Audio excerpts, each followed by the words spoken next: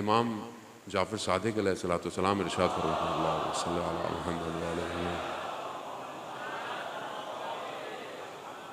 امام اپنے زندگی کے آخری حصے میں امام نے اپنے گھر والوں کو بلایا، جمع کیا اور ان کو وصیت کی۔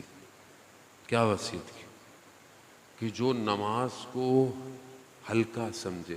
آپ سوچیں، ایک پورے اسکول آف تھاٹ کا جو آپ بانی کہہ لیں، بانی ہے نا ہمارا، ہے تو سب اول و محمد، اوسط و محمد، آخر و محمد، لیکن مکتب تو مکتب جعفری ہے نا، اس پورے سسٹم کا ہیڈ اپنی آخری ٹائم پر وصیت کر رہے ہیں۔ کیا وصیت ہو رہی؟ اتنی ساری باتیں کیا کہا کہ جو بھی تم میں سے نماز کو ہلکا سمجھے، ہلکا سمجھے، یعنی کہ پڑھے نہیں، ہلکا سمجھے، وہ ہم میں سے نہیں ہے۔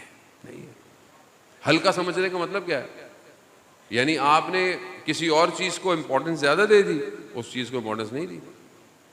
نماز کا وقت تھا، آپ پڑھ سکتے تھے، کوئی پرابلم نہیں تھی، کوئی شرعی مجبوری نہیں تھی، کوئی سفر میں نہیں تھے، سب کچھ تھا، لیکن آپ بیٹھے ہوئے باتیں کر رہے تھے، آپ بیٹھے ہوئے ٹی وی دیکھ رہے تھے، آپ نے کوئی اور کام کیا۔ اس کا مطلب کیا ہے؟ مطلب میں آپ سے بات کر رہا ہوں، میں آپ سے مخاطب ہوں، اور آپ میری بات، مطلب آپ اپنے موبائل میں لگے ہوئے ہوں یہاں، تو میں کیا سمجھوں گا؟ ٹھیک ہے، کسی کی ایمرجنسی ہو سکتی ہے، کسی کو کوئی بیمار ہو سکتا ہے، کسی کو ایمرجنسی ہو جائے، میسج آ جائے کہ بیٹا گھر آ جاؤ، یا کوئی پریشان کوئی ہو سکتی ہے، لیکن مثلا کسی کو ایمرجنسی نہیں ہے، وہ پھر بھی بیٹھا ہوا موبائل میں لگا ہوا ہے، تو میں کیا سمجھوں گا؟ میں سمجھوں گا کہ میری بات کی امپورٹنس نہیں ہے۔ نیچرلی آپ دو آپس میں باتیں کر رہے ہو، ایک آدمی موبائل یوز کر رہا ہو، تو آپ کیا بولتے ہیں؟ آپ کہتے ہیں بھائی میری بات سنو، میری بات پہ دھیان دو، تو میری بات کی ویلیو کوئی نہیں ہے۔ خدا جب کہہ رہا ہے حیا علی الصلاح، حیا علی الفلاح، حیا علی خیر العمل، عمل خیر کی طرف آؤ، اور میں کہہ رہا ہوں نہیں، میں ادھر دیکھ رہا ہوں، میں ادھر دیکھ رہا ہوں، میں ٹی وی دیکھ رہا ہوں، میں میچ دیکھ رہا ہوں، میں باتیں کر رہا ہوں، تو مطلب کیا ہے؟